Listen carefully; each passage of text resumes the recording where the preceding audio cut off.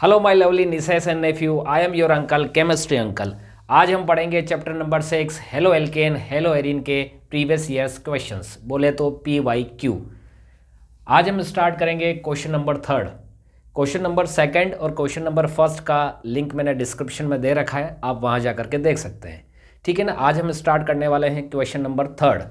Question क्या है देखो, why is tertiary butyl bromide more reactive towards SN1 reaction as compared to N butyl bromide. Question समझ में आ गया कि टर्शरी ब्यूटाइल ब्रोमाइड में, ठीक है ना, ये टर्शरी ब्यूटाइल ब्रोमाइड है, टर्शरी ब्यूटाइल ब्रोमाइड में और N ब्यूटाइल ब्रोमाइड में, ठीक है ना, SN1 रिएक्शन के लिए कौन ज़्यादा फास्टर रिएक्टिव होगा, ये चीज़ हमको पता लगानी है। बहुत सिंपल सा क्वेश्चन है, ठीक है ना। हम कैसे पता लगाएंगे देखो ज़रा, ठीक है ना। आंसर स्टार्ट करते हैं, क्लियर है। देखो, टर्शरी ब्यूटाइल ब्रोमाइड लिखना है सबसे पहले, तो आपको टर्शरी ब्यूटाइल ब्रोमाइड लिखना आना चाहिए, क्लियर है। Tertiary butyl bromide common name है, इसका IUPAC में नेम अलग होता है, क्लियर है। चलो सबसे पहले हम टर्शरी ब्यूटाइल ब्रोमाइड लिखते हैं।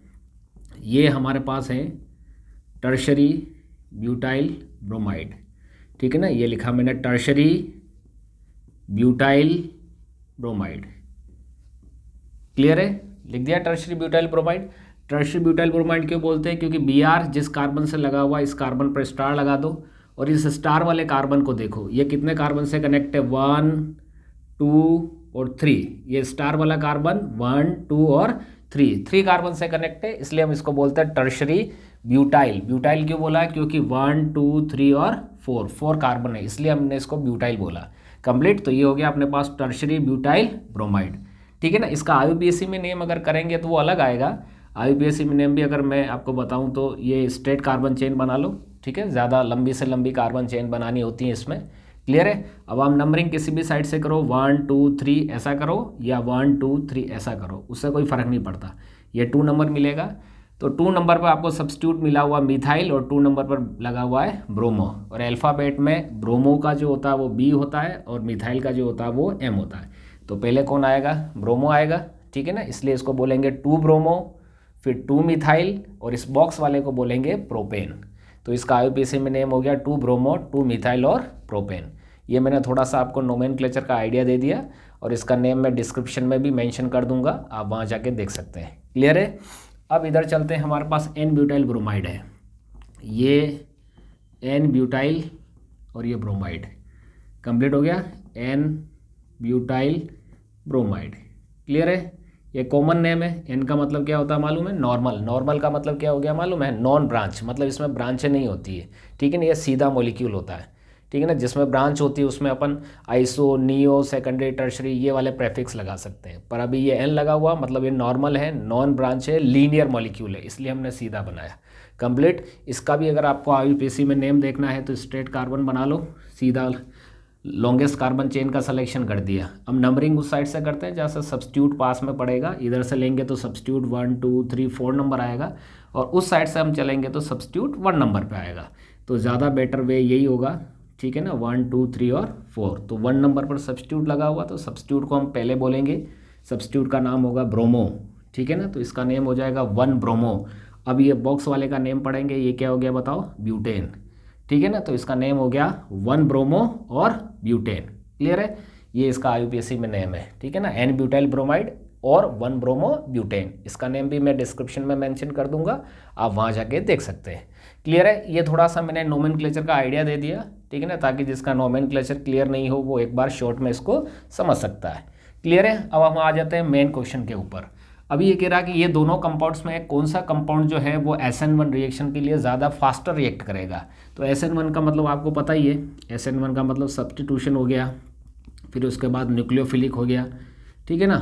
और 1 का मतलब क्या हो गया, यूनिमोलिकुलर, ठीक है ना। यूनिमोलिकुलर का मतलब ये हो गया कि इसमें रेट ऑफ रिएक्शन सिर्फ एक मॉलिक्यूल की कंसंट्रेशन पर डिपेंड करती है, इसलिए हम इसको यूनिमोलिकुलर बोलते हैं।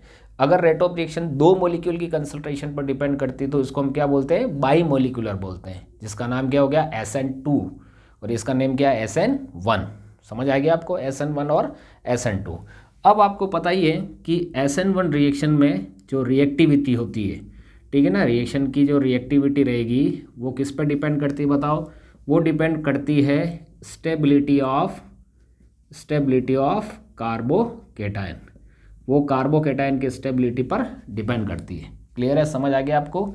ठीक है ना। और रूल ये कहता है कि कार्बोकेटायन की स्टेबिलिटी जितनी ज़्यादा होगी, ठीक है ना, उस कंपाउंड को उस कार्बोकेटायन को बनाने वाले कंपाउंड की रिएक्टिविटी उतनी ही क्या होगी मालूम है, ज़्यादा होगी। समझ आ गया आपको? मतलब जो कार्बोकेटायन बन रहा है अगर उसकी स्टेबिलिटी ज़्यादा होगी तो उस कार्बोकेटायन को बनाने वाला जो मॉलिक्यूल है, ठीक है ना, उसकी रिएक्टिविटी भी क्या होगी बताओ, ज़्यादा होगी। ठीक है ना। ये तो SN1 का कॉन्सेप्ट हो गया, लेकिन SN2 का कॉन्सेप्ट अलग होता है, ये आपको पता ही होगा। SN2 का कॉन्सेप्ट अलग होता है, ठीक है ना। SN2 जो होता है वो कार्बोकेटायन की स्टेबिलिटी पे नहीं चलता है, ठीक है ना। इसकी रिएक्टिविटी जो चलती है वो स्टेरिक हिंड्रेंस पे चलती है। किस पे चलती है? स्टेरिक हिंड्रेंस पे चलती है। और स्टेरिक हिंड्रेंस जितना ज़्यादा होता है, ठीक है ना, रिएक्टिविटी जो होती है वो उतनी ही कम होती है। समझ आ गया आपको?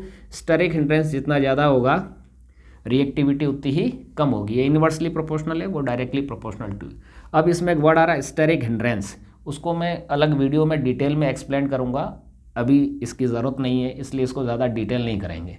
समझ आ गया आपको? ये तो हो गया SN1 और ये हो गया SN2 शॉर्ट में। अब हमको SN1 पर फोकस करना है कि SN1 ये कहता है कि रिएक्टिविटी जो होती है वो कार्बोकेटायन की स्टेबिलिटी पर डिपेंड करती है। तो हमें सबसे पहले जो कंपाउंड दे रखे हैं उनसे हमको कार्बोकेटायन बनाना पड़ेगा, और कार्बोकेटायन बनाएंगे तो ही हम बता पाएंगे कि कौन सा कार्बोकेटायन ज़्यादा स्टेबल है, कौन सा कार्बोकेटायन जो है वो कम स्टेबल है। क्लियर है? तो हम चलते हैं, देखो दोनों कंपाउंड में चलते हैं फिर से, ठीक है ना। कार्बोकेटायन की स्टेबिलिटी को फाइंड आउट करते हैं। क्लियर है ना? ये फर्स्ट वाला, ठीक है ना, टर्शियरी ब्यूटाइल क्लोराइड, इसको हम लेके जाते हैं SN1 रिएक्शन के मैकेनिज्म में, और मैकेनिज्म में भी स्टेप 1 में लेके जाते हैं, क्योंकि SN1 दो स्टेप से चलता है, स्टेप 1 स्टेप 2। स्टेप 1 में होता है आयोनाइजेशन, ठीक है ना। स्टेप 1 में क्या होता है? आयोनाइजेशन होता है, और स्टेप 2 में जो होता है वो अटैक ऑफ न्यूक्लियोफाइल होता है, ठीक है ना। इस तरह से SN1 मैकेनिज्म दो स्टेप से चलता है। ये फर्स्ट स्टेप चल रही है हमारे पास आयोनाइजेशन। आयोनाइजेशन में क्या होगा बताओ? CX बॉन्ड का आयोनाइजेशन होगा, ठीक है ना। CX बॉन्ड कहाँ है? ये रहा, ये C है और ये X मतलब हेलोजन है, इस बॉन्ड का आयोनाइजेशन हो रहा है, ठीक है ना। ये बॉन्ड का क्लीवेज होगा, मतलब यूँ समझ लो। तो ये जो ब्रोमीन है इसकी इलेक्ट्रोनेगेटिविटी इस कार्बन से क्या बताओ ज़्यादा है, तो ये ब्रोमीन क्या करेगा? इस बॉन्ड के, इस कोवलेंट बॉन्ड के 2 इलेक्ट्रॉन को अपनी तरफ खींच लेगा। इस ब्रोमीन ने 2 इलेक्ट्रॉन को अपनी तरफ खींचा और माइनस चार्ज की फॉर्म में या न्यूक्लियोफाइल की फॉर्म में क्या हो जाएगा? सेपरेट हो जाएगा, ठीक है ना। ये तो माइनस फॉर्म में सेपरेट हो जाएगा, और सामने वाले पर ये कौन सा चार्ज जनरेट कर देगा? प्लस चार्ज जनरेट कर देगा, ठीक है ना। तो ये सामने वाले पर क्या बनाएगा? प्लस चार्ज बनाएगा। तो ये इसने सामने वाले पे प्लस चार्ज जनरेट कर दिया प्लस चार्ज जनरेट। तो ये हमारे पास एक इंटरमीडिएट बन गया, ठीक है ना। इंटरमीडिएट इसलिए बोलते हैं कि ये जो बन रहा है यही स्टेप 2 में जाता है, इसलिए इसको हम इंटरमीडिएट बोलते हैं। क्लियर हो गया? और इस इंटरमीडिएट का जो नेम है वो कार्बोकेटायन है।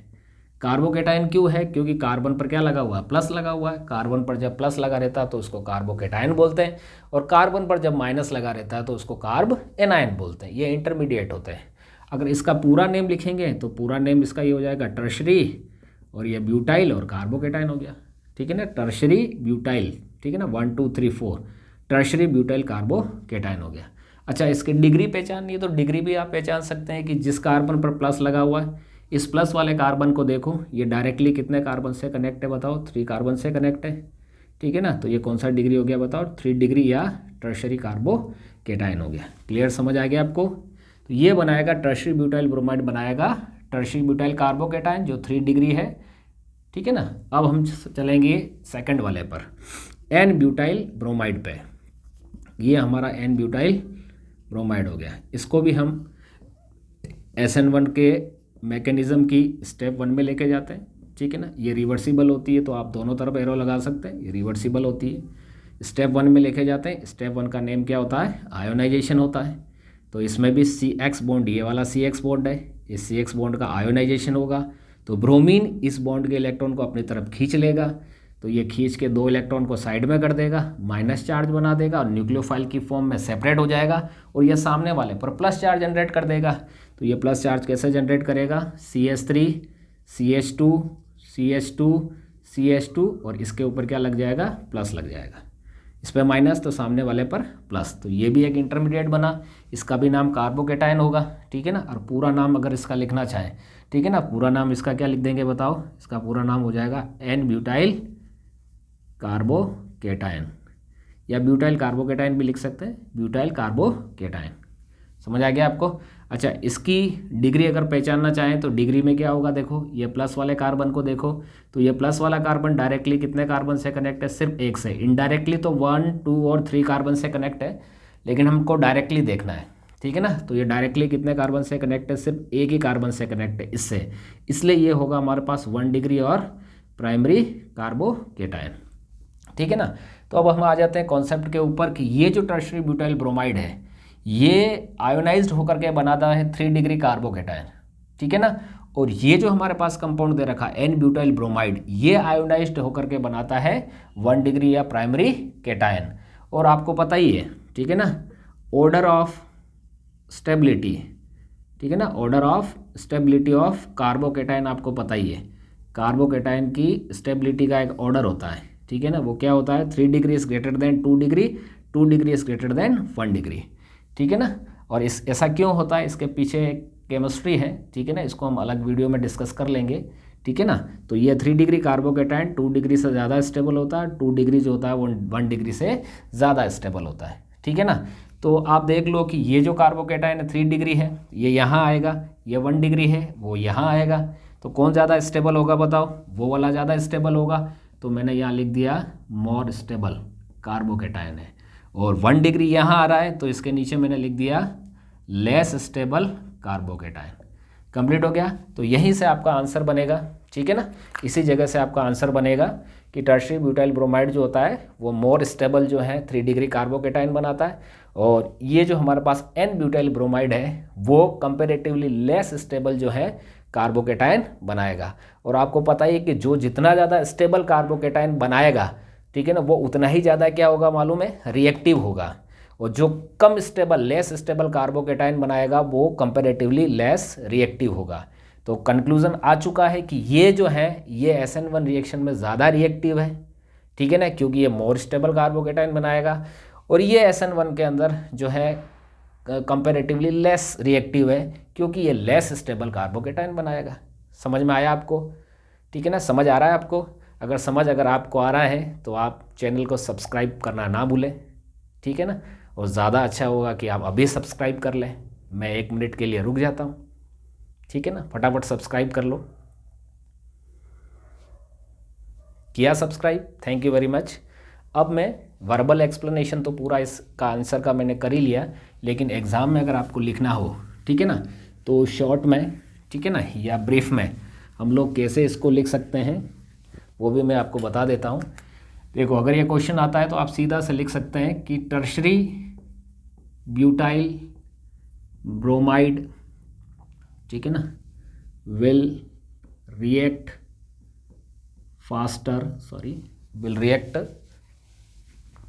faster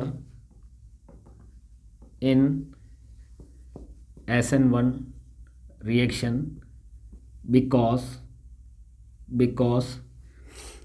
it will give more stable 3 degree carbocation while N-butyl